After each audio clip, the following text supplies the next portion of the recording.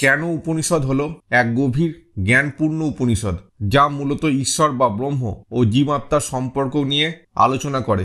এটি প্রশ্ন উত্তর রূপে উপস্থাপিত হয়েছে, যেখানে একজন ছাত্র গুরুকে প্রশ্ন করেন, এই জগতে আমাদের ইন্দ্রিয়গুলো কিভাবে কাজ করে।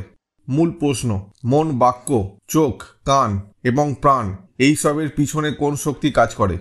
গুরু উত্তর দেন, এই শক্তির পিছনে যে শক্তি আছে সেটাই ব্রহ্ম। সে প্রত্যক্ষ নয়, কিন্তু তার দ্বারাই সবকিছু ঘটে।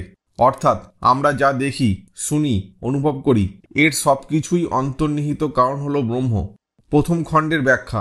1. ইন্দ্রিয়ের পেছনের শক্তিকে। আমরা সাধারণত মনে করি চোখ দেখছে, কান শুনছে, মন চিন্তা করছে, কিন্তু আসলে এগুলো কেবল যন্ত্র। আসল শক্তিকে। শ্লোক: সত্রস্য সত্রাং মনস মনোযৎ। অর্থাৎ যা কানের শ্রবণ শক্তির উৎস, যা মনের চিন্তা প্রদান করে, তাই ব্রহ্ম। বাস্তব উদাহরণ: মোবাইল ফোন দিয়ে আমরা কথা বলি, কিন্তু যদি ব্যাটারি বা ইন্টারনেট না থাকে তাহলে ফোন কাজ করবে না। ঠিক তেমনি আমাদের চোখ, কান, মন কাজ করছে, কিন্তু তার পিছনে এক গভীর শক্তি আছে, সেটাই ব্রহ্ম। 2. ব্রহ্ম প্রত্যক্ষ নয়, কিন্তু তার দ্বারাই সব ঘটে।